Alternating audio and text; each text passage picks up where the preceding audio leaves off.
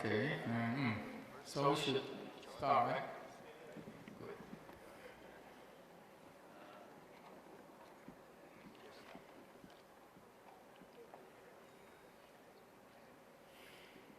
Okay, so we are entering our, should be our last plenary, and after this plenary we will have the closing ceremony. So good. Thank you very much. Thank you all the participants still here. Must be very tired, especially we have the typhoon comes in, but anyway, it's in the south and everywhere. Okay, good. Our plenary 7, okay, the topic will be the future of health informatics, taking complexity, sustainability, and global health scapes.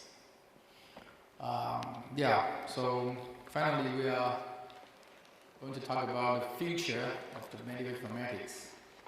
In these several days we already discussed so many topics, okay, including from the data to information, and we talk about a lot of decision-making method, systems, especially how to use AI in this period, in the process of the decision-making. And we talk a lot about the education. And honestly, I myself also learned a lot in these very wonderful lectures, presentation, panels, and discussions. So, the future of medical informatics. In this plenary, we have four presenters, and and we have two moderators. After our discussion, Professor. Two moderators. Yeah. We will introduce two a presenter, each one of us.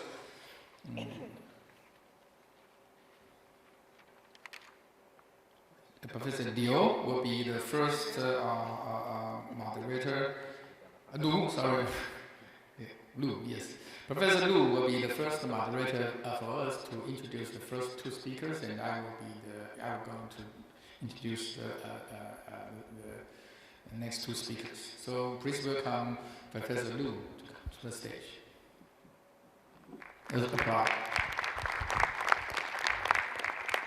Thank you very much, for everyone, to stay to the last, the most exciting plenary session. Okay, so we are going to have four outstanding speakers. Okay, the first speaker will be Professor Antonio Tachimino. Okay, he is an outstanding researcher with profound experience in medical, clinical, as well as information manager. Okay, so he is going to share us how do we face the new challenge of AI, and even more we can try to use AI to make our life much easier, so that we can accomplish the complicated information system in hospital. So let's give a big applause to Professor. Thank you.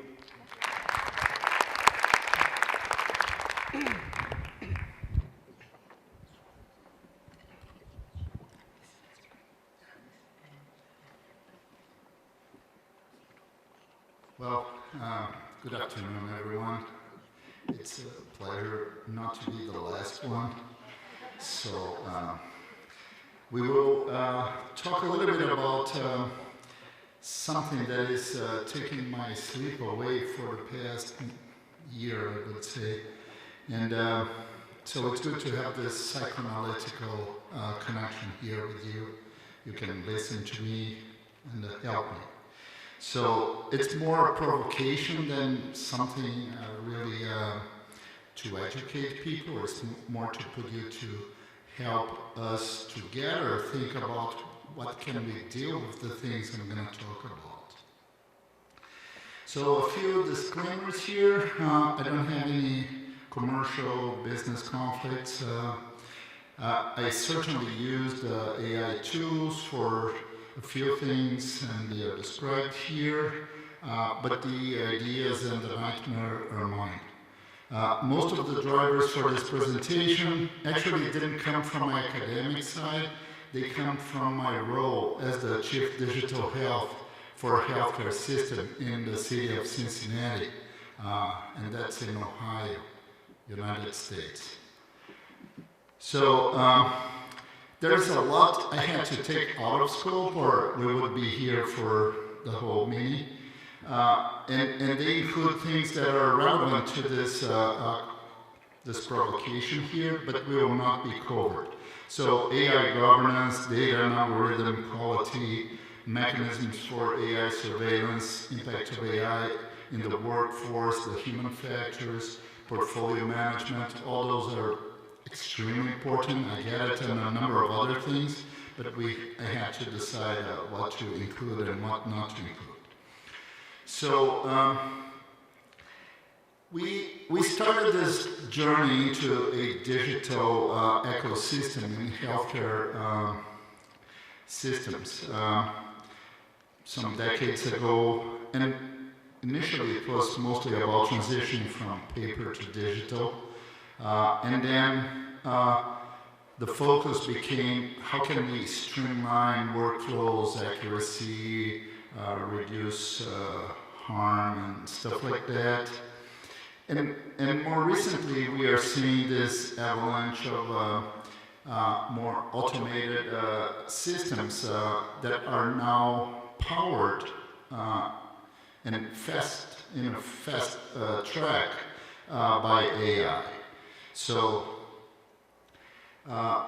we have in this history a beginning where the functions drove the build of systems like laboratory information systems, radiology information systems, etc., because that's what we were able to do at the time.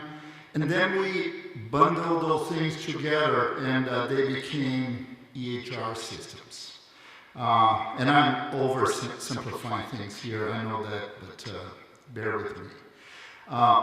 And what we see now is that in a modern system mix, there is a combination of those EHR systems, but also big other systems or systems as set of systems like PACS and ERP and a few ancillary systems that we use to manage the complex needs of healthcare.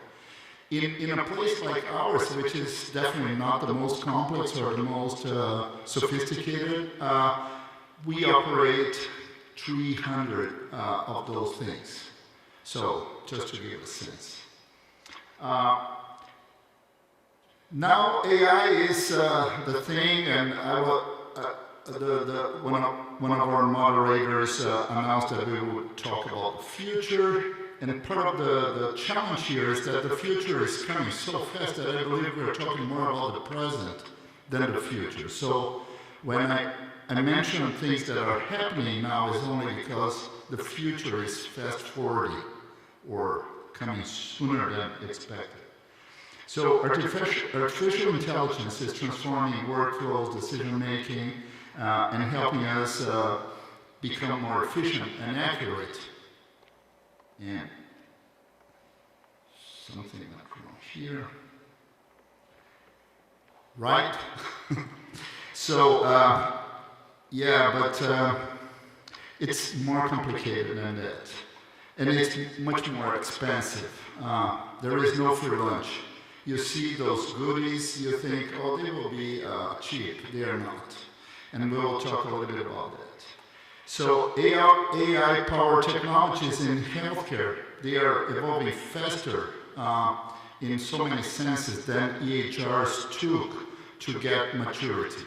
So we have AI coming as a rain or meteor or shower, something like that, are becoming progressively embedded in clinical and administrative systems.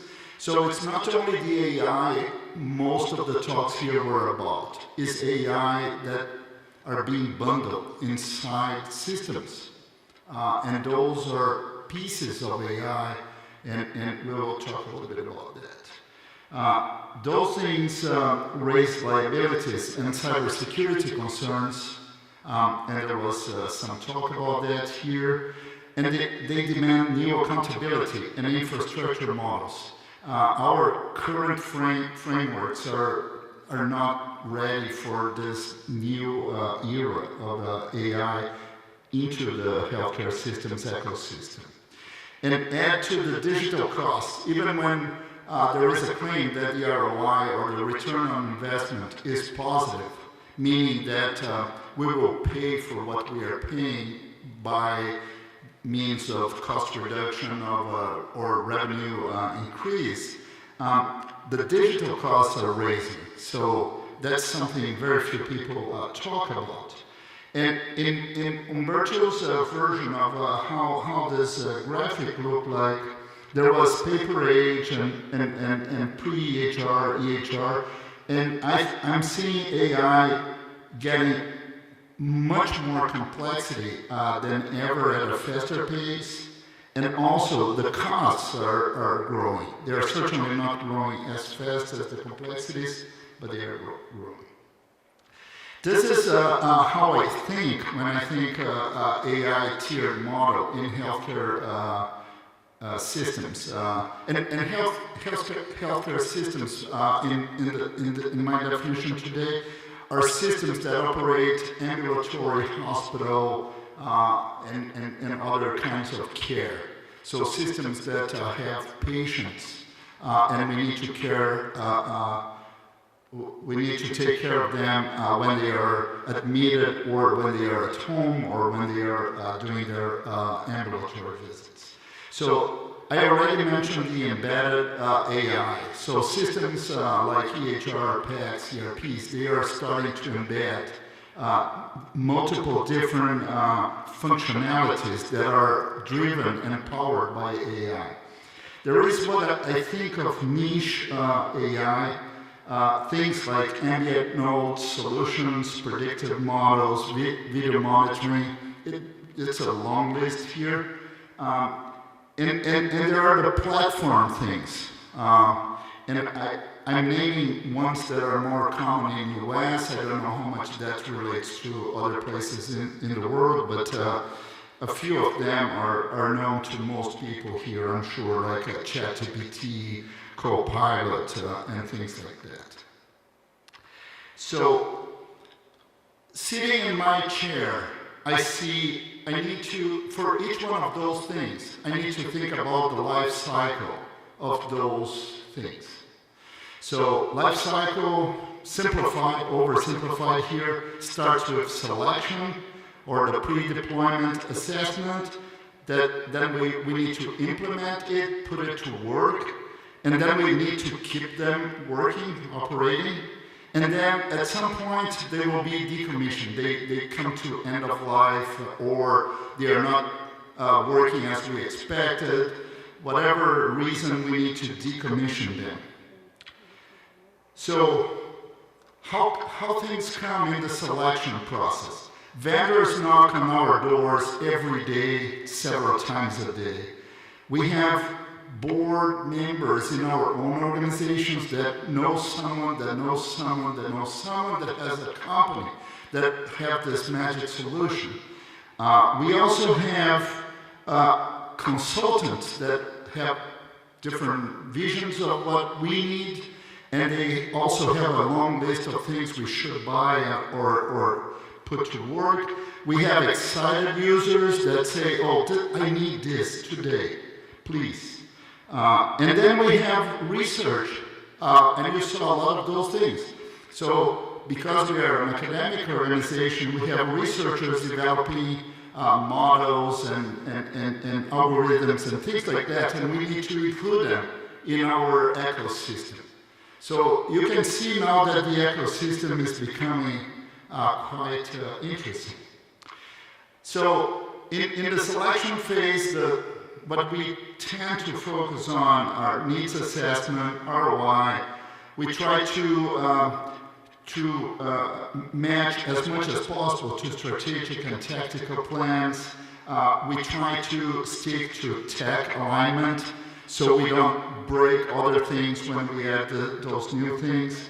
And then there is this disease called piloting, and people call it pilotitis, I think. So it's, it comes at a cost. And when we are implementing, then we also have a number of things we need to deal with, like contracting, redlining contracts, setting agreements, confidentiality agreements, privacy agreements, liabilities, etc. We need to train people. We need to figure out how to do that. We need to customize those tools, etc. We need to integrate them with everything else. And then we are operating. They are finally ready to be part of the show. We still have work to do. We need to support the users. We need to keep monitoring the behavior of those systems. We need to continuously keep fine-tuning them. We need to upgrade those things, and they upgrade very frequently. And we also need to renew contracts. So it's a lot of interesting things. And when we are thinking about decommissioning, we need to start planning the phase-out process. We need to figure out how to decouple those tools or technologies from the ecosystem. We need to think about mechanisms for data destruction and data archiving. So my role is, and most of people in positions like that, is juggling with all those things every day. And this comes at a high cost, not only in terms of time consumption, etc., but also making it impossible for someone in isolation to deal with all that complexity. We definitely cannot survive this or play this game right if we don't do something better. So Jim Cimino opened this with this illustration from Chuck Friedman that we need computers to help us deal with this complexity, of course. But it's also clear that we need more than just computers in the traditional sense. We need probably to use AI to deal with AI, and that's the provocative part of this presentation. And I know this is sounding like a first world problem, and probably it is.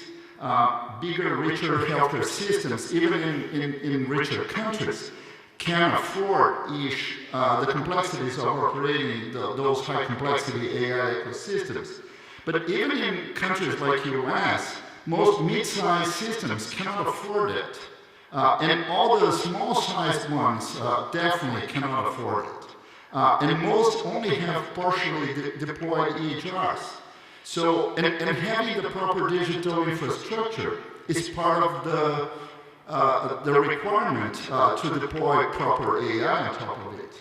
So AI in healthcare relies on a mature digital infrastructure, which turns out to be a combination of people, technology, processes. You all know that much better than I do.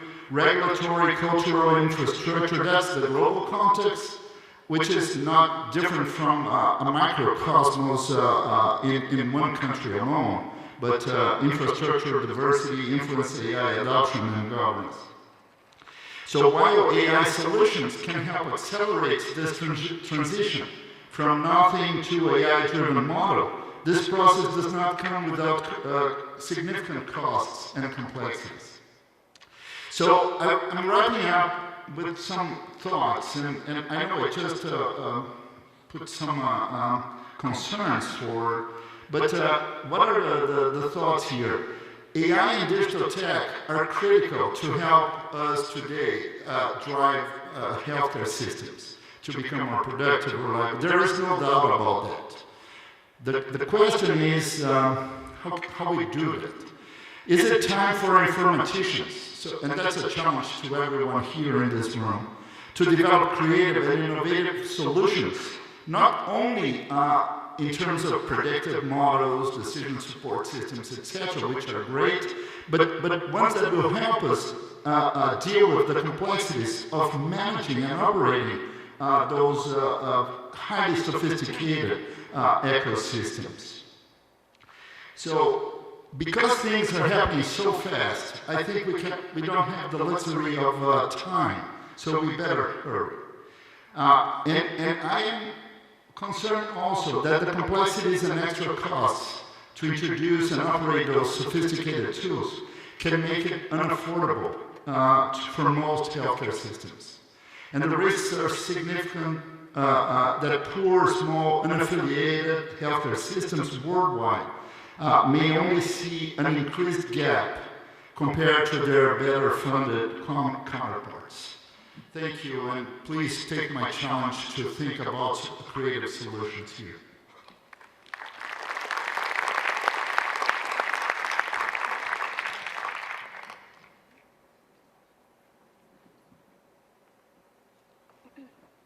So thank you very much for the excellent opening of this plenary section. So we have a lot to think about how do we embrace AI for our future medical information system. Okay. So the next speaker will discuss another from the other perspective. We know the global warming, climate change, and the weather change will face another challenge for the future healthcare. So we are happy to have the second speaker to address this issue.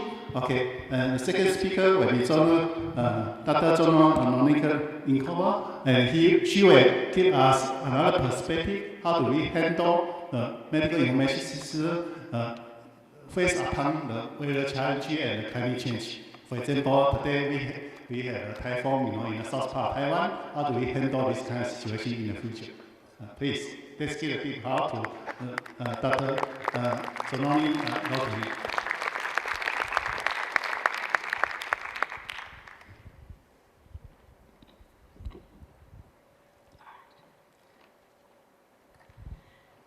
Thank you, everybody. I like to walk on the stage because I find it very hard to be still in one place, so forgive me for not following the customs. But I will follow the traditional custom of acknowledging the Katagalan people as the traditional custodians of the land in which we meet today. And I pay my respects to the elders past, present and emerging, and I recognise their connection, enduring connection, to the lands, waters of this region. It's incredibly important to recognise the First Nations people because a lot of the knowledge that we need in order to address climate change impacts, both in health and our systems in general, comes from the traditional knowledges. And returning to some of those knowledges becomes very important when we're trying to understand the changes of the climate that have occurred not only over 200 years, but 50 or 60,000 years in the case of the Australian Aboriginal people, for example. So what I'd like to do today is to actually introduce you to our common patient. We know it as planet Earth, or my people call it Kaya. Kaya is 3.9 billion years old, and she's caring for 8 billion of her children, people, and many more billion of animals and plant species.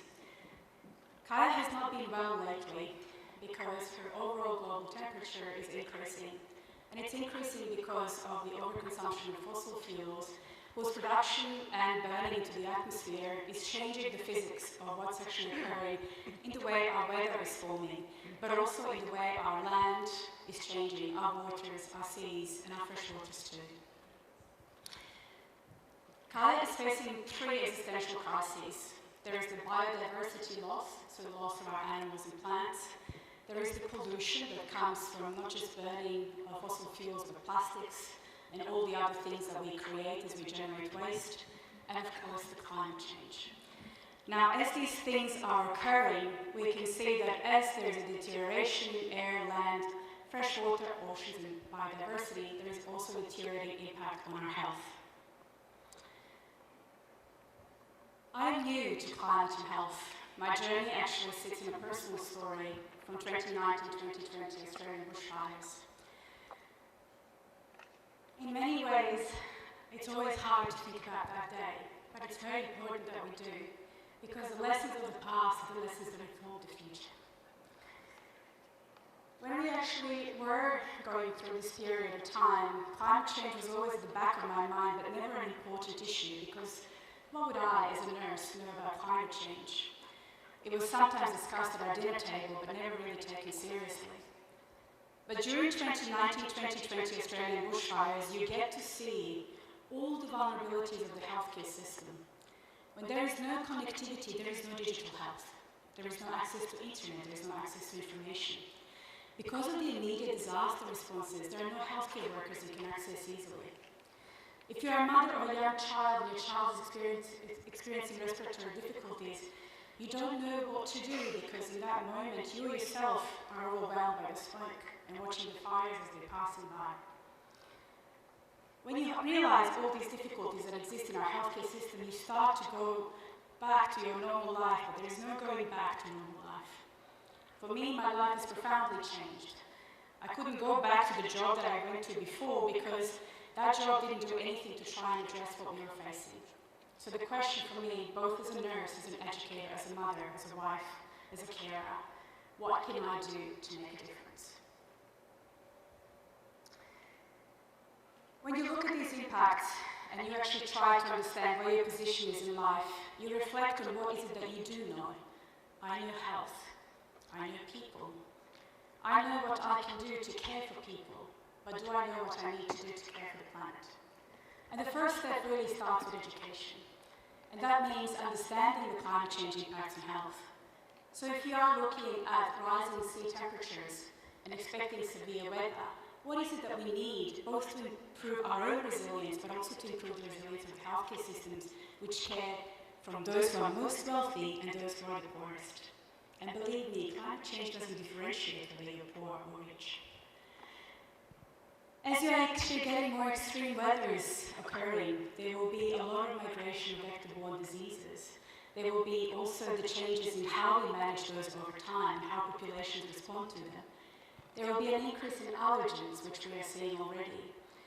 There will also be issues that are related to water quality impacts, and that goes beyond water and sanitation services. It will also be coming down to how do we actually manage this to ensure long-term sustainability. And I have to admit, I got so excited when I saw some of the talks here that talked about sustainability. I went to all the talks only to find out that it was not environmental sustainability, it was financial sustainability. And yet, for me, when I think about digital health, it's such a huge potential to actually meet the needs of adaptation, and I'll explain a little bit more about that. Many of you may not know that if healthcare were a country, it would be the 5th biggest polluter that we have. Overall, depending on the literature that you read, the contribution of healthcare to climate change is anywhere between 4 to 10% of global carbon emissions, or greenhouse emissions. In addition to this, we have the contribution of the information and computer technology, which also differs in the contribution, estimated anywhere from 1.4 to 4%. So you can already see that there's a huge contribution of just by the way we function. And to respond to these problems, we need to be thinking about how to mitigate, in other words, reduce these emissions, but also how do we adapt to changing climate futures. Climate modeling tells us that every 1/10 of a degree that the planet warms up, we expect changes to occur. If we remain within 1.5 degrees Celsius, then we can sort of expect to have what we have today. But if we go to 2 degrees and above, it becomes a bit more difficult. But it also becomes more uncertain. If you carefully look at many of these models, they cannot exactly predict what happens at the micro level. What will happen in your suburb, what will happen in your town, what will happen perhaps even in your local region. They can estimate the big global models really well, but not those small things that we actually need. And if you think about it, I care about my community and I want to know how my community will be impacted. So really the choices that we make today impact what that future is. I don't want to talk about the research and the work that we do. I want to talk about what you can do. And over the next few slides, I would like to showcase some examples where I think that you all can do something. Just a little bit earlier on, I had a chat to one of the guest speakers who said, technologists, what would I know? You actually know a lot more than you think. Climate change is a difficult issue. And when you think about it from an emotional point of view, particularly if you have been through lived experiences of natural hazard disasters, it can be something that can be overwhelming. It's actually okay to sit uncomfortably with that. but then to actually see what is it that you need to learn in order to change what's happening. And within every system that you work, you can change things. They don't have to be big things, but enough to actually make a difference. For those of you who are healthcare professionals and you don't know where to start, this is an excellent resource that actually links climate to health. For those of you who are actually thinking about how to make greener healthcare technologies, there's a really wonderful statement from COP29 that looks at the actual greening action. What is it that we need to do as we develop software, or hardware, or even AI? Our own journey actually started very naively because we thought computer scientists had got all this sorted out. And I'm part of India Nursing Informatics group here, and we every once in a while get really odd hours in the morning. If you're in Australia, it can be like at 4 a.m. But we decided that we're going to develop a tool for all healthcare professionals out there to decide if something is environmentally sustainable or not. So we decided to go and look at the frameworks and tools and everything out there because, you know, how hard can it be? But what we actually found is that there are no frameworks. We don't actually know how to measure the carbon footprint of digital health interventions. In other words, if we are designing systems for the healthcare to deliver care, we don't have frameworks to know what to measure when we are creating these systems, when we are running these systems, and when we are actually discarding these systems. But the other thing that we also found out is that people have what I call, actually it's not my original term, but they call it carbon tunnel vision. That means that we get fixated a lot on carbon emissions alone. That is incredibly important, and without stopping fossil fuel use, to the extent that we are doing it right now, there won't be much to kind of move forward in terms of conservation.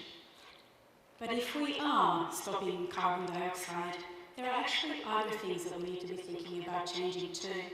And that is what impact do we actually have from the social justice point of view? What impact do we have on biodiversity as we are creating data centers, as we are creating bigger places, buildings, etc. to house these things? How do we use land and fresh water for these things? What I want to highlight is that it is actually possible to address these things. I was talking to another speaker earlier today who said that when the data centers are generating heat, that heat is actually used to warm up people who need the heat to keep their houses warm.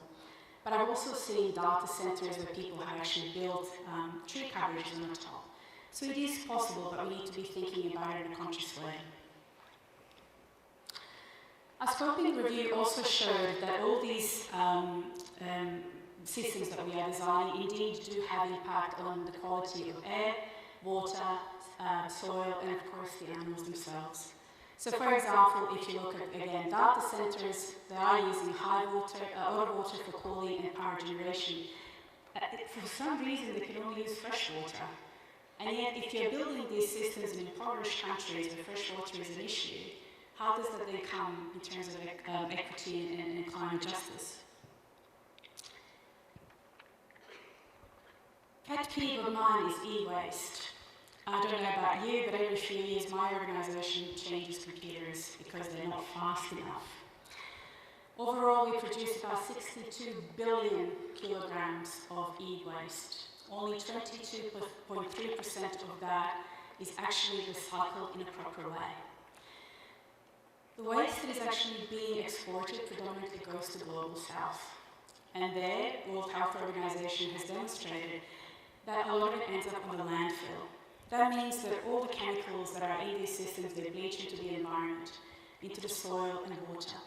People will often burn plastics in order to get wires, copper in particular, in order to sell that so they can buy food on the table for their children and families. So the question for us really here is, what is our responsibility in this place? And you might say, well, that's my organizational responsibility, that's not my thing. But we can actually advocate to make sure that if the waste is going to Global South, that there is support for people in Global South to build centres that are environmentally sustainable, and that their working conditions are such that actually they don't end up with all this stuff in their lungs. But more importantly, as we actually think about these recycling places and how we generate our own waste, the question would also be for us, can we design the systems in a way that we actually reduce the amount of e-waste we produce? So if you are designing an AI-based system and you are thinking about how much energy you're going to use, and even if it goes to renewables, by the way, there are still the questions of hardware. So I would challenge all of you to think very carefully about what does your system look like, what do you really need? The other thing that really bothers me is the data that's being collected. I often ask people, why do you collect so much data? And a lot of time, people can't tell me what their minimum data set is to make a decision.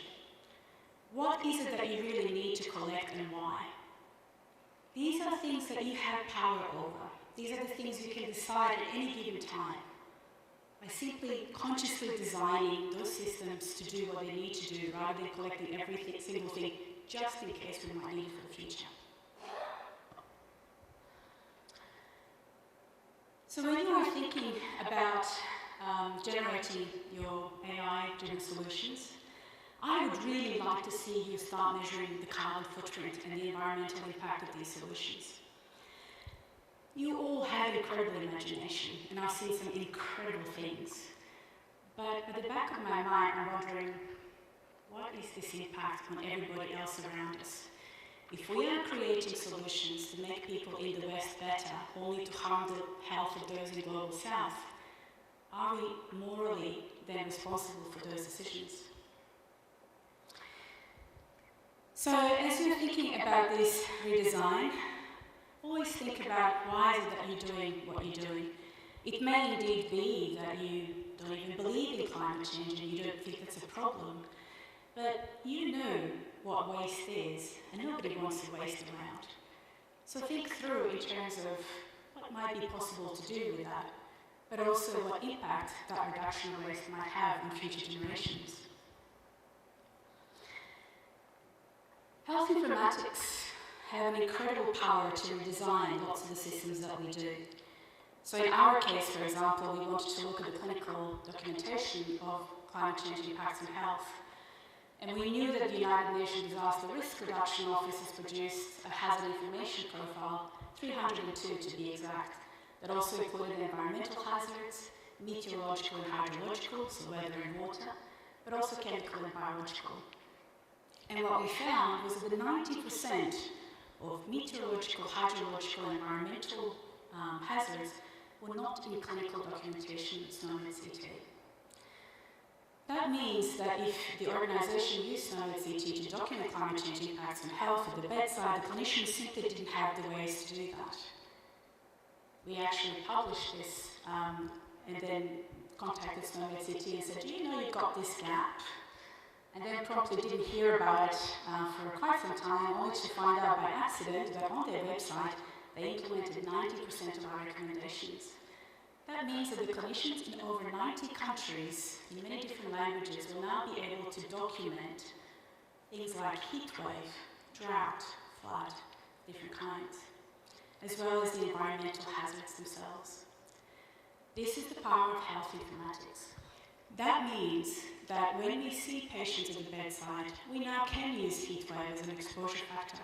And it means that epidemiologists can have much more precise data on which to build models and predictive models both for delivery of care, the disaster hazard preparations if required, but also to see what resources relocation might be necessary. Every system, hospital system that you work in, will have loads and loads of processes, and this is just one of the ones that I mapped for hours. But what I want to highlight here is that every one of these steps can be reviewed for carbon emissions. My good colleague Daniel Kapuro uses process mining for lots of different things, and I would love to see that applied to examine where the waste is in these pathways and how do we minimize that waste. And I believe he did actually try to do something like this. The point being, though, is that if we review our existing models of care and if we review the resources that we allocate, it should be possible with electronic medical records and health informatics to actually pool and understand where redundancies are, where waste is, and how we redesign these models of care so that they are more environmentally sustainable. But that also doesn't just mean reduction of carbon, it also means reduction of waste. Guess what? That's cost saving for your organisation. So if there is a struggle in terms of investing into the environment stewardship, just think of the money you will save if you actually do save all that waste, but also in terms of environmental component. Our group does a lot of advocating and we lead by example. And one of our biggest advocacies has been empowering nursing and midwifery workforce to actually become more active in this space. We have developed learning objectives of how to integrate planetary health into the undergraduate bachelor nursing program in Australia, but that also means that those particular learning objectives can be taken to any nursing school and adapted for use. We've also shared our sustainability practices within clinical laboratories and how we manage waste, for example, so that again other schools can learn from us. And we will learn from others too. It's not a one-way street. But mostly we have advocated for redesign of digital health applications to ensure that they not only address the social determinants of health, but also environmental determinants of health. Every time when you design these systems, and I know that you have a specific population in mind, always ask yourself, what's the potential to do this at the same time?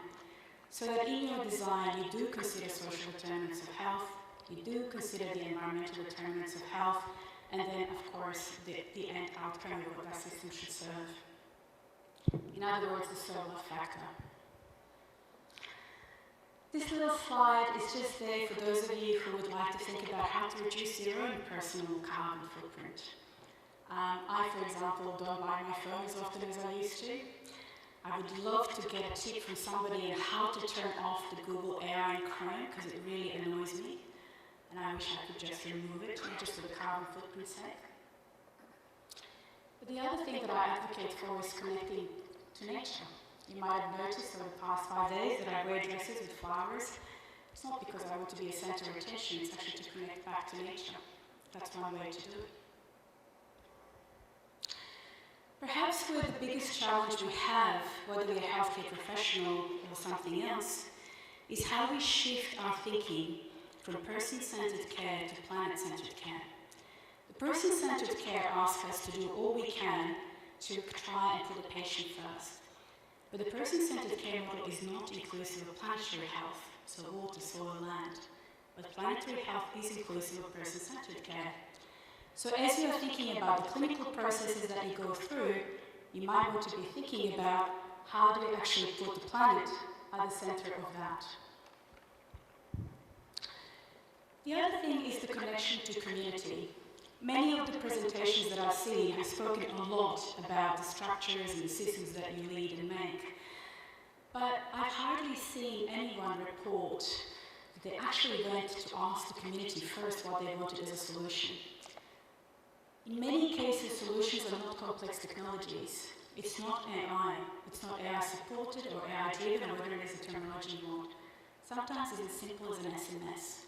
But you need to ask the community, you need to ask for the context, and then deliver whatever it is that you think might be a solution together with the community all the way through. Find your tribe.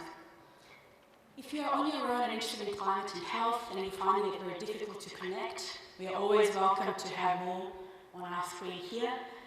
We are easily contacted through Inya and I. You're not on your own. There's always things we can do, and a bigger the team, the bigger the outcome.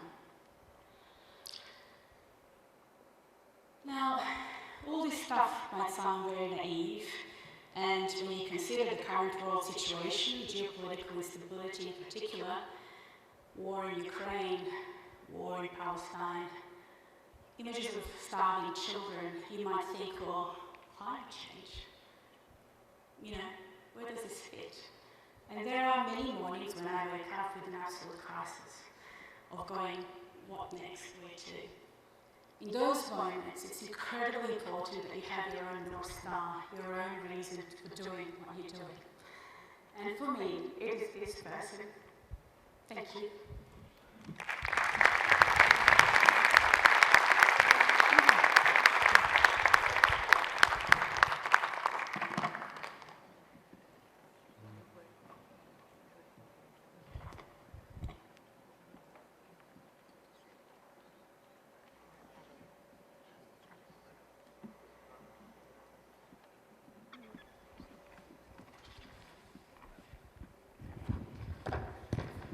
Okay, then we will introduce our next speakers.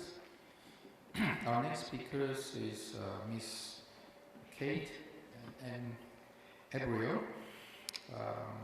She works with the Australia eHealth Research Centre for CSIRO as a product and the program lead for clinical terminology and fire products. Kate has over 20 years of experience in leading delivery and implementation programs in healthcare with a key focus on initiative which derive the adoption of standards to enable interoperable digital health system. Kate is presently a board director at HL7 Australia. Okay, she's going to talk about the topics of building a sustainable digital health workforce through collaboration. Let's welcome Kate.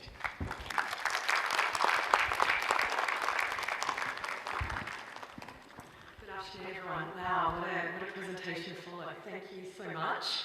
I'm now already thinking about what we need to add into our program and think about how we can do things differently. I do remember that day, 2019, or that month that followed, so thank you so much for your presentation. A really tough act to follow and now to talk about standards, but I'm going to talk standards about not why and what they are, because I think we've had a lot of presentations over the week around standards, around fire, around interoperability, around AI. But I want to talk about the importance of building community and the power of collaboration, the power of community within your tribe, within your country and across countries to actually start to deal with the challenges that we all have. I work for CSIRO. CSIRO is Australia's National Science Agency, and I work within the Australian eHealth Research Centre. And yes, our focus is around interoperability and around technology, but we do believe that technology, it's not about, and interoperability is not about technology, it is actually about people. It's about the community, it's about the ecosystem. And I want to talk about a little bit around the work that we're doing to really build that community within Australia. There's a lot of global momentum around digital health, and we've heard that through this week. There's a lot of strategies that are happening in every country, in every region. However, I've also, by talking to people this week, we all have the same challenge. It doesn't matter where we are in the world, we're all facing the same challenge around how we really do drive and ensure that we can have connected systems, frictionless systems for our consumers, and information and the right information is available at the point of care, whether it's for us as individuals, whether it's for the clinicians caring for us, whether that's sharing that at a regional level or informing decisions at the national level. We all have these challenges. How do we get government buy-in? How do we get policy alignment? How do we actually deal with the skills gap that we have? How do we deal with the training needs? How do we actually move forward and deal with the connectivity issues, with standards development, with standards adoption? But importantly, how do we make this sustainable from a community workforce capacity point of view? And I think also sustainability now needs to be added from across the environment perspective as well. Within the Australian context, Australia is a federation. We have 8 states and territories, we have the federal government, we have a split between public and private, our federal health department funds primary care, our state health departments fund hospital and community care, and how do we actually try and drive that interoperability across the country? Within Australia, we've invested in interoperability for a long time. I started back in 2002 with the first electronic health record trials within Australia. And 23 years on, we're still trying to achieve this nirvana of seamless, connected, frictionless healthcare. We invested in our digital health infrastructure and launched our National Electronic Health Record 13 years ago. That needs to modernise. That's an electronic health record that certainly made information available for consumers, information available for clinicians, but it was largely in documents. It largely did not move with the times, move with the standards, and ensure that the information was there for me as a consumer or for my care team. So with this new investment in modernising our technology, how do we actually build the foundations of which to do that? I love this quote, and I'm sure many of you have seen it before. The Deming quote around every system is perfectly designed to get the result it gets. We've been at this game for 20, 30 plus years around interoperability within Australia. How do we develop those standards? How do we get buy-in?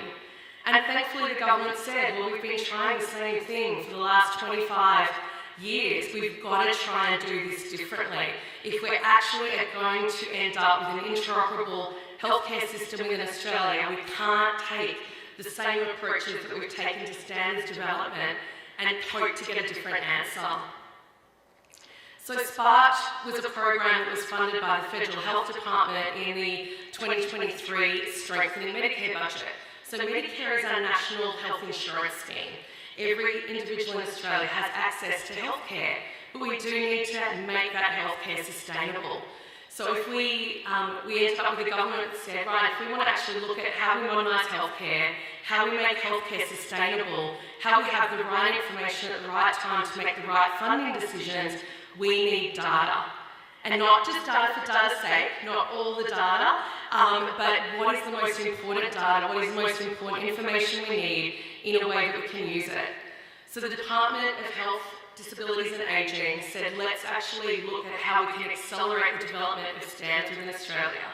Not by creating a small number of experts, not by having just a few meetings, actually truly, how can we build and grow a community of government, of technology partners, of industry, of consumers, of clinicians and domain experts, and actually accelerate these healthcare standards within Australia.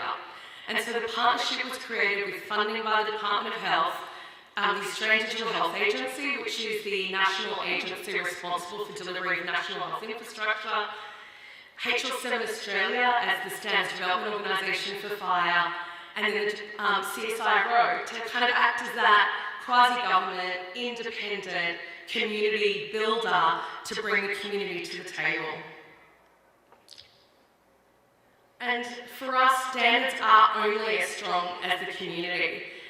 Yes, we're about building standards, but we say the most important thing that we try and build through the SPARK program in Australia is build a large community of people coming together to actually, because if it's going to be sustainable, government changes, people in government change, but we need to actually make sure that our industry, our clinical colleges, our health departments, our consumer organisations are all part, and we have this one shared challenge, this one shared goal around how to create a seamless connected healthcare system. So we also went in and said, well, how do we start to create this desire to be at the table? And one of the things we look for is FOMO. How do we build FOMO in the program? How do we make sure that everyone wants to be involved, that everyone wants to be engaged? And so getting the people at the table, and I'm sure there's some logos on here that are very familiar to all of you in the room. A lot of the other things we've been doing to build FOMO and build community is create videos, create animations, and you'll see a few of these throughout my presentation. Is there... I don't think this is connected to audience. This is a little bit boring now. We've got to actually have sound on it.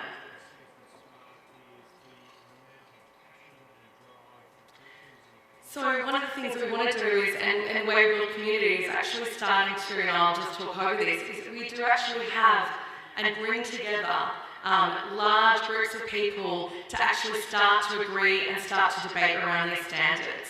This isn't, as I said, just a small number of people. This is as many clinicians, as many consumers, and as many industry that we can actually start to get together and have actual working meetings. Importantly, we also have our state, territory, health departments behind this. So yes, this is federally funded, but without it being delivered through our state health departments, we're also not going to actually get the reach and the implementation. So while it's a standards development program, it's really an implementation, adoption, change management program.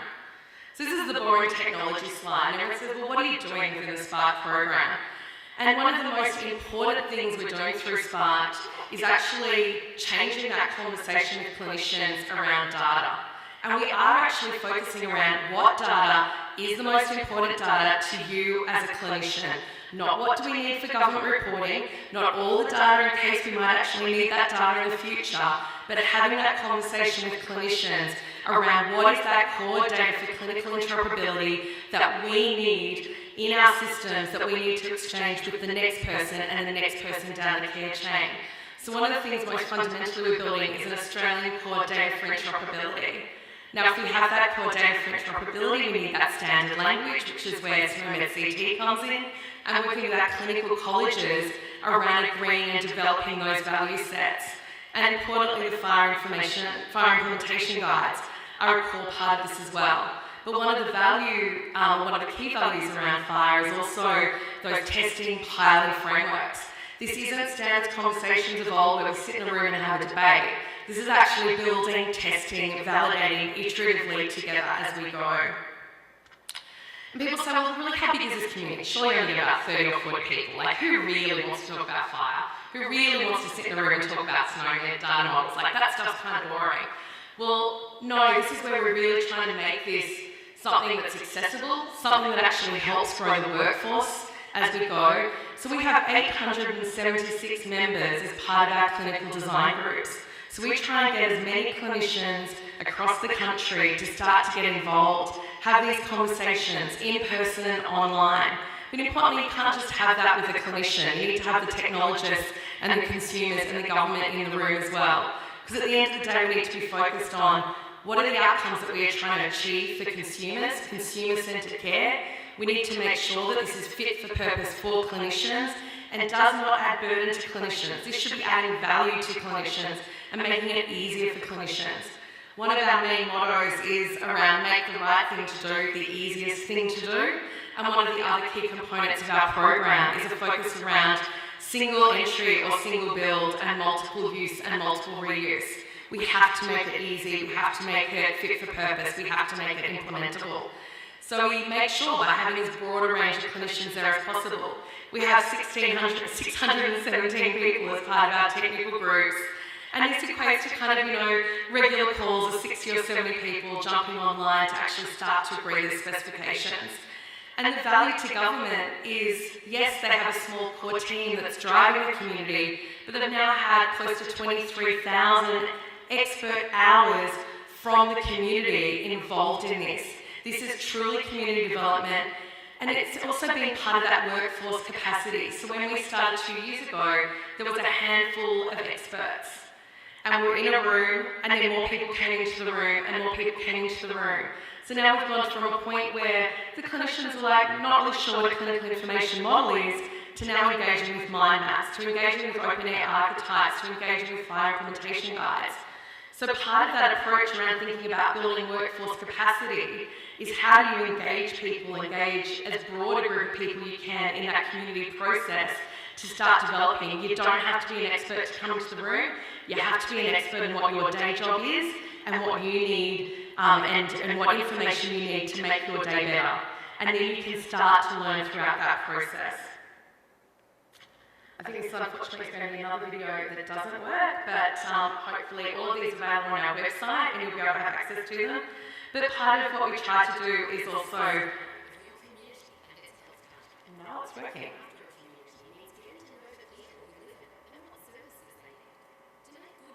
I can hear it, you probably can't. But part of this what we're trying to do is also build some of these... You also need mountains of data. If this data isn't collected and made available in the same way everywhere, things get messy.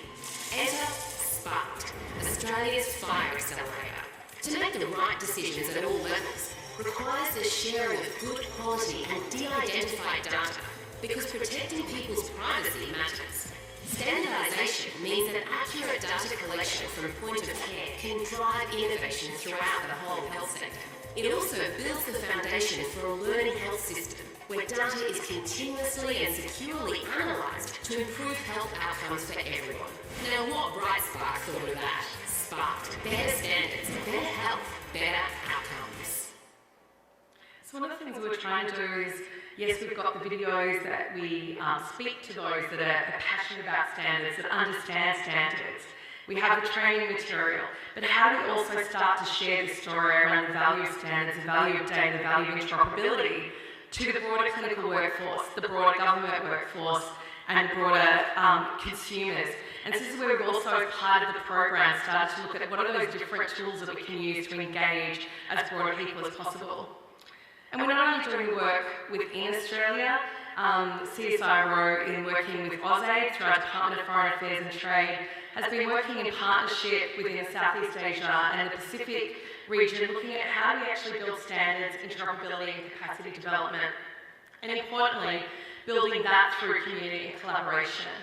So this is a partnership between CSIRO and UP Manila and the Departments of Health within Manila to look at how to actually build programs around driving the standards adoption, around building enhanced capacity and localised expertise, improving the tools to actually reduce barriers to entry, and improving, at the end of the day, again, enabling those frictionless connected healthcare systems.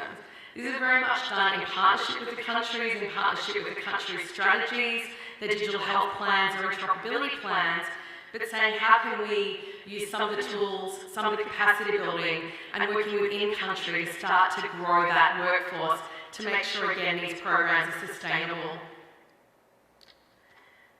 Within that program, we're also looking at and working within the Pacific, and also how do we start to build through the Pacific Health Information Network and the Asian Health Information Network, because again, this is about collaboration.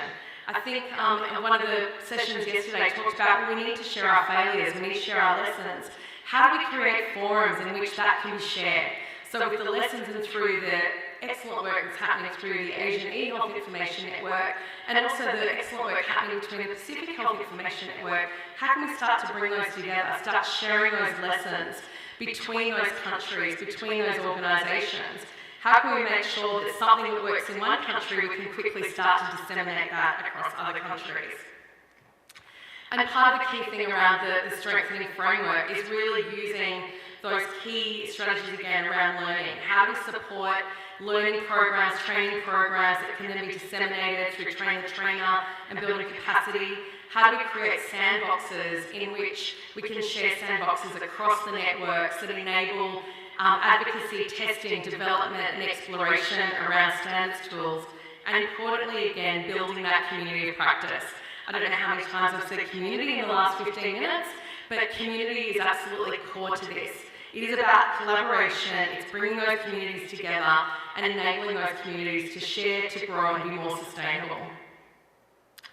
In terms of the scope of where the learning sit, I mean, these are pretty fundamental programs around supporting in terms of standards, around fire, around terminology, creating a sandbox where people can actually explore use of terminologies, authentication services, clinical data repositories, really looking at the open HIE framework and how do we start to build that sandbox to support that. And then how do we build community through connectathons, through boot camps, through different kind of use cases applied in local areas, start to build that up.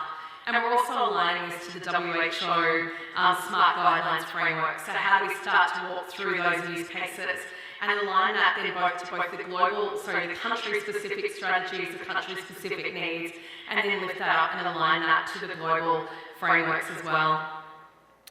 And I'll play one last slide.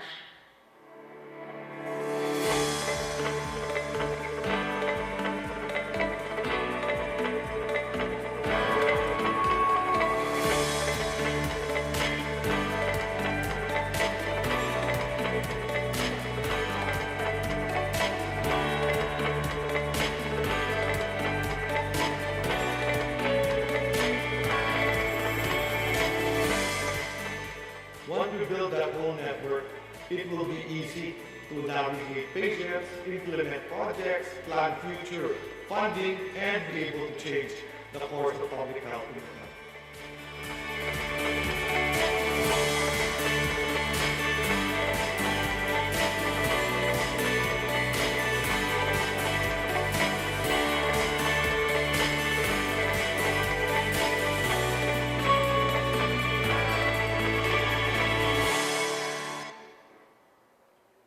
We managed to get our government in Australia to take a leap of faith to change the way that we currently or had previously developed standards, had previously brought community together, to say there had to be a different way, there had to be a way to bring and make it more sustainable by bringing that community together. This wasn't about producing one spec or two specs or one value set. This is about bringing together and growing the capability within the country, growing the community, and making sure that we build that sustainable workforce to take us through with our vision of where we want to go. The Health Minister stood up last year and said that the Spark program had delivered more in 10 months than in the previous 10 years. That is the power of community, that is the power of bringing all the people together and having one shared common goal and keeping your eye on that prize and continually, iteratively working together for that one common goal. So thank you very much.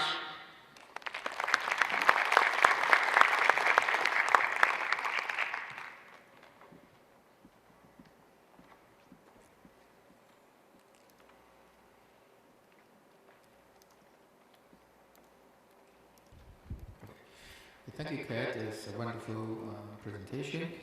Okay, so obviously we have lots of space in front of us regarding digital health. We can progress. All right. So our next speaker, let me to introduce Mr. Jurgen Brenda Statter. He is interoperability standard expert. We have been friends for many years, right? So long I cannot remember. So he served as a board member of IHE International since 2010. Was former co-chair of IHE Europe between 2016 and 2020. He works as an independent consultant in the area of e-health interoperability standard and has participated in multiple e-health consulting projects in Europe and international, for example, for the WHO, for the ADB, the Inter-American Development Bank, and a number of EU Commission projects on cross-border exchange, such as EPSOS, eHealth, XDEHR, My Health, My Hands, I2X, and act as a trainer in the HADEA Masterclass program. Okay, so today he's going to talk about the title, the How Interoperability Standard Tackle Complexity and Enable Future Sustainability in Health Informatics. Let's get it plugged.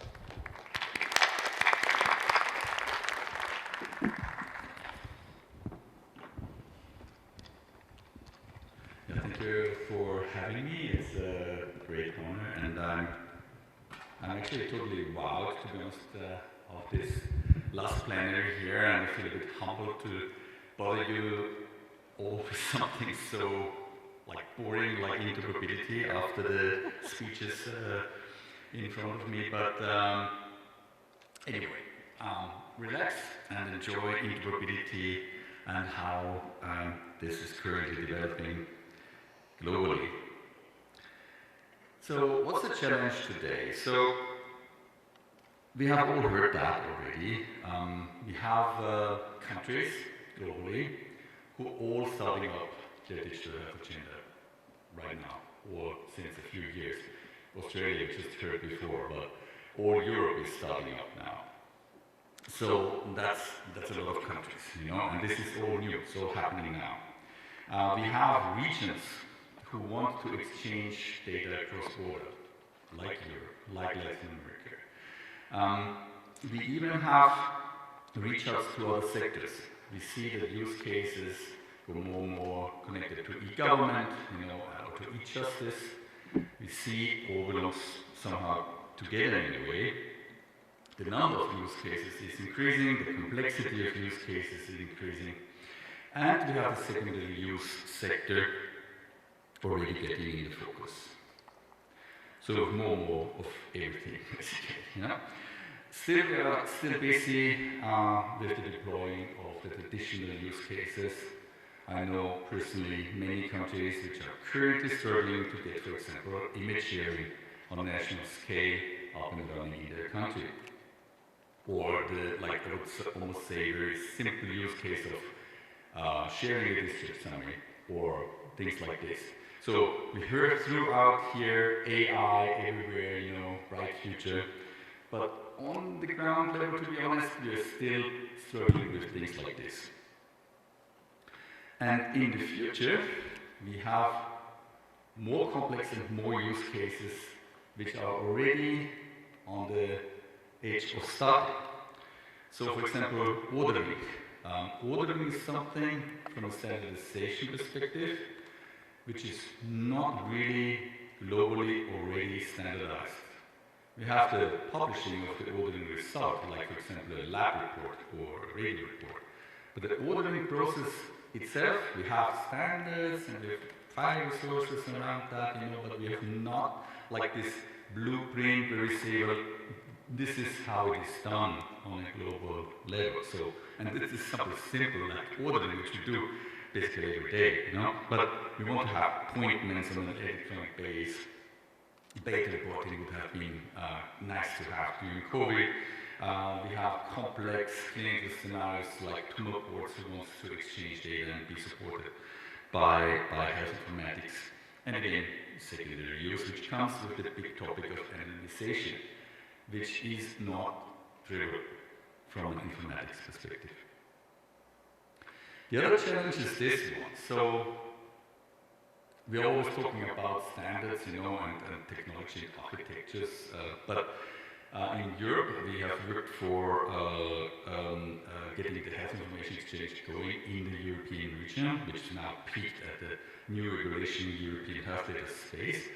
We have worked now actually many years already, 2014, out what does interoperability actually mean and on which levels do you need to tackle that problem. And this European project called Antelope at that time got the official result, which many already knew somehow, you know, but now it was written on paper, black and white, you know, that it's actually those 6 levels which you need to work on to really get interoperability. So you have the legal aspect, you need to have your policies aligned. You have to have the care process aligned. I mean, that sounds like trivial, and in most cases it is already. Publishing a discharge summary is pretty much the same everywhere, I would say, but this is not the case for all of the other use cases, especially not for the new. We still figure out what the care process is for some use cases. And then we go to information levels, all the semantics, the SNOMEDs, you know, and the file structures, and that, including that in applications and the ground you have was the IT infrastructure. But you need to work on all of these 6 levels, and believe me, in at least what I've seen in projects and in my dealings with some countries and regions, the upper 3 are much more complex than the lower 3. So to get the legal stuff going is even hard in the European Union, and we have a European Union, and this is the basis of doing cross-border exchange, for example. So this is the hard stuff, but okay, that's the challenge, and the good news is we know that, and it's sort of not like an unseen danger, which you know, brings your project to any end unexpected. We know that we need to work on this, and it simply needs to be done. What's also already known, but also a challenge, is that we have actually discovered that there are 2 ways to do this health information exchanges.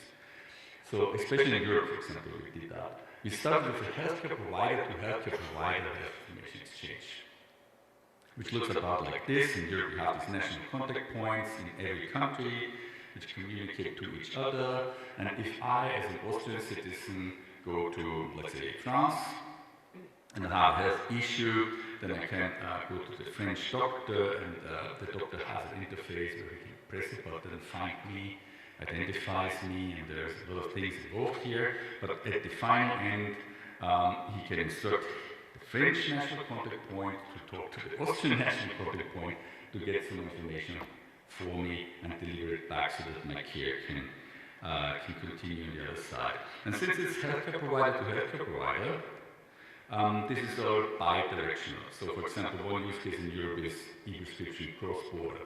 That means I get an Austrian prescription to France, get my medication there, and send the dispense happening in France back to Austria so that the Austrian system knows that I got this medication already dispensed. So that's cool, but you see here, you need to work on all of these 4 levels to finally achieve that, to achieve that system, starting from the legal perspective. That's now in Europe easier because we have European laws which can establish, but in other regions that's not so easy and needs to be done by bilateral things between countries and so on. But however, that's how it is. The new, more modern approach is the patient-mediated health information exchange, which is quite tempting because it's much simpler. So at the patient-mediated health information exchange, the patient is the one who carries the data to somewhere else. So the typical example, I get something on my phone or a link to something on my phone and I travel to another country and they can retrieve it from there. The good thing is, in that sense, that I only need to take care on a bilateral basis, I mean on this level of the semantics, because the other things are like in the countries, so there's not much agreement necessary on the other levels. The disadvantage is it's a bit more complex to get it bi-directional because, so it comes with downsides, but this is what we have. But we also have other standards, and we have many of them. You see them on the left side. Many of those you know. They were well known, FHIR, HL7, and all the supporting standards of the internet from W3C, radiology, and so on. We also have a layer in between, that's the organization I work for, which tries to package these standards so that they can be deployed. That's good. These what we call are building blocks, like IHG profiles are building blocks, so we assemble like instructions in how to use the standards. And this is actually quite important because with these building blocks, which are clearly use case centric, and that's the key. The use case is the key. You enable a lot of things. So the one thing you enable is that every party involved in the use case knows exactly what interoperability part they play. We talk only about the interoperability, not on the function of the software itself, but once they need to exchange data with someone else, they need to comply, of course, to the standard. And this is not easy if there is not a bit of a guidance here. So we have heard implementation guides, that's something which was already here before FHIR, but with FHIR it got a new meaning because now it's a FHIR implementation guide, which is a very comprehensive thing. But an implementation guide per se is something which tells you how you shall use the different standards pieces. So you mean you have content and you have how you transport the content from A to B, so from the actors which are involved in these use cases. And that's the thing. This distinction, this separation, this abstraction into actors, and to clearly define what transactions we need to perform in between them to fulfill the use case, that's the key part. That's what an implementation guide should describe, what an IHG profile describes, and the new profiles are, of course, based on FHIR standards, so they are actually FHIR implementation guides with a specific lookout. But the point is, if you enable that on universal ring, because what we see here is Australia, Kate, what you brought is absolutely great, you took away the community thing, I wanted to mention that too. But that's absolutely great. But it's Australia, you know, and it tries to spread a little bit around Australia. You know, we have same initiatives everywhere. US CDI, Taiwan CDI. But what we actually would like to have is some universal thing. We want to have one thing which fits all, or is at least the basis for all, because we need to recognize that every region, every country has and will ever have some specialities. But if you can cover the majority of the thing in something general, and that's what actually the fire resources try to do, that is very important, because then you can have vendors which act globally, and you have a much better and much larger spectrum of applications available where you can buy from, which means you have market competition, you have cost savings, and this leads to sustainability. And now to the speech before about the climate, I'm still like, I was thinking, what can I do, you know? And I admit this sustainability, we always think on financial sustainability, so shame on us. But on the other hand, every sustainability is good sustainability. Because even if you just save money, you can put that money to do some other climate saving measure. So sustainability is key, also regarding the climate, which is very important in my opinion. So IoT connectodons, and there are also HF5 connectodons, there's actually even a testing continuum available to do the testing of those applications, which I mentioned before, which are according to these like curated standards, which I would say. And this is again the community, and I'm not talking about that much, but I fully agree, community is key. You need to have the inclusiveness, you need to have the power of the community, thanks to that word, in order to drive things forward, but also automatically get acceptance for the thing you have created.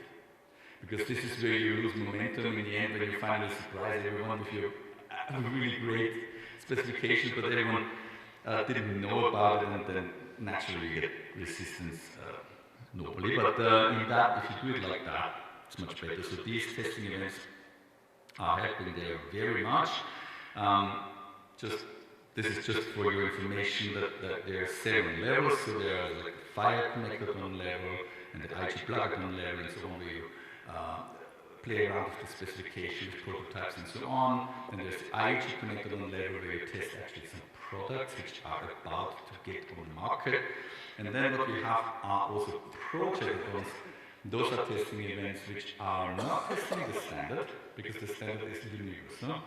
They test the real concrete interoperability specifications which are, for example, in Europe or in Taiwan or in wherever you want to test it. What we also have is this here. This is a framework, and a brief on this because this is a 2-hour explanation. Is a framework in how to get what we call a national or regional e-health interoperability framework. So that means from A to Z, so to speak, what do you need to set up in order to get your health information exchange going in your country. So we have a lot of things, and this is so great. So the good news is we are on the way. We are on the way, but we are not as far as we think we are. When we hear about all of this AI, we think we are like already in the future, but we are not, at least not on the ground. So, what we have established in like the last 5 to 6 years, so it's relatively young, is that we educated, I would say, the user of the standards level, like the governments and the agencies and those guys, that they actually shall work together with the STOs. That's not very long, you know, it's new. But it works now. So what we see is that receive requirements from regulators, from governments, from agencies, that we see cooperation in Australia. You're seeing that the agency has enacted the Spark to do some work. So this cooperation is meant.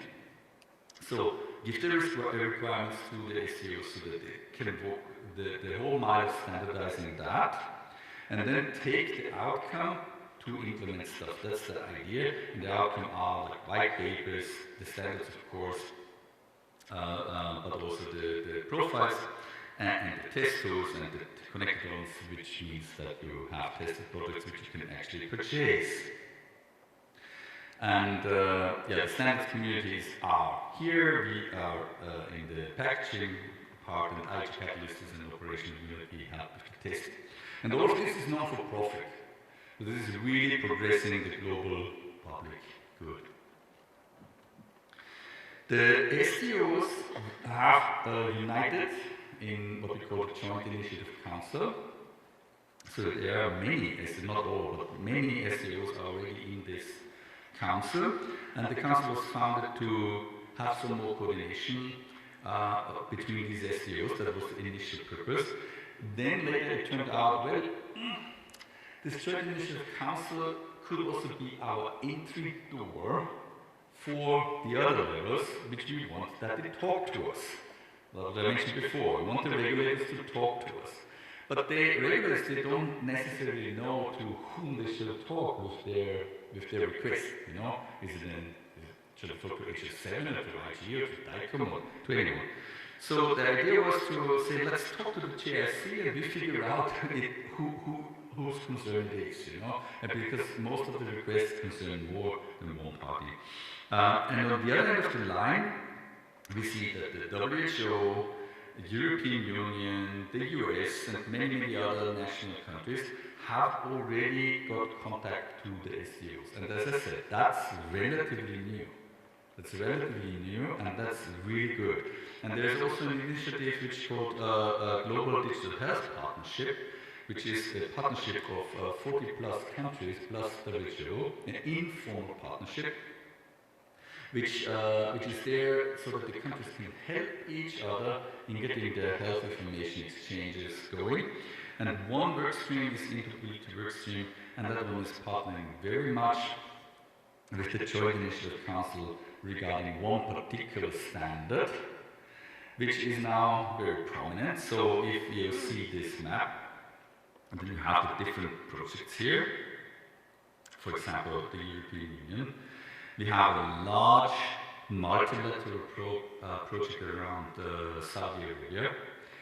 Saudi Arabia has the problem with the pilgrims going to Hajj. There's many, many millions which go for Hajj pilgrimage, and some of them have health issues, and they want to have more support in getting help to them, medical help, in case something happens. We have the Pan-American Highway for Digital Health, that's in Latin America, so I would say the entire Latin American region is on the move. And of course we have several countries, large countries doing that. And what they are doing is partly, mostly patient-mediated, but also healthcare provider-mediated health information exchange of patients, international patient summary. So international patient summary is that one standard which is currently that prominent first example in how this collaboration could work, and it actually does work. And behind this there are also some like legal entities like the European Union and PAHO and the World Health Organization. Even ASEAN has recently discovered that the IPS could be something which you can do for their region to have cross-border exchange. So it's all about community, and we are at the start. We need to get more speed, and we need to get more efficiency in creating in our health information exchanges, and it's all about people. Thank you very much.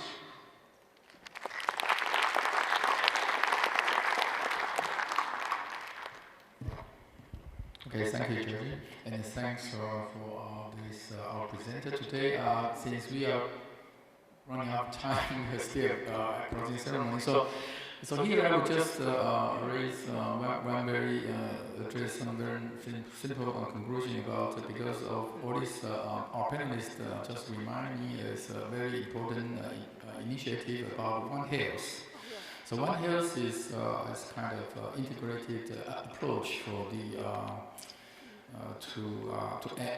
which is aimed to balance and optimize the health of people, animals, and ecosystems. So yeah, I think based on in terms of the interoperability in this panel, so and also the AI. So the major themes of this conference. I don't know if there's any panelists would like to give us a very short conclusion about in terms of interoperability. How do we solve the problem about complexity and sustainability or global healthcare in this, including to like data centers? Any our panelists would like to say some very simple conclusion about that?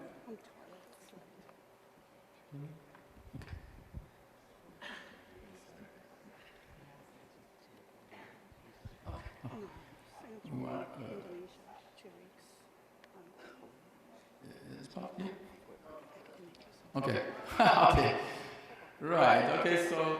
Oh, right. Okay. Good. It's about well, in terms of interoperability, how we solve the problem about One Health, the health for people, animals, and ecosystems. Yeah, we are doing work around One Health in Australia, and where standards can actually align around that. And one of those standards that's great in terms of the work that you've also done with SNOMED and introducing concepts around environment into SNOMED. For people who also aren't familiar, there's actually an animal extension within SNOMED as well, and some of the work that we're doing within Australia around One Health is looking at building that ability to bring that data together and look at our use of both FHIR as an exchange format as well as SNOMED CT as a controlled terminology that could support the capture of that information around One Health and bringing environment, animal and human together. Okay, any comments from the audience? All right, so we have limited time, so I will end this session here, and please, all the panelists, please come to the stage. You can have group photos.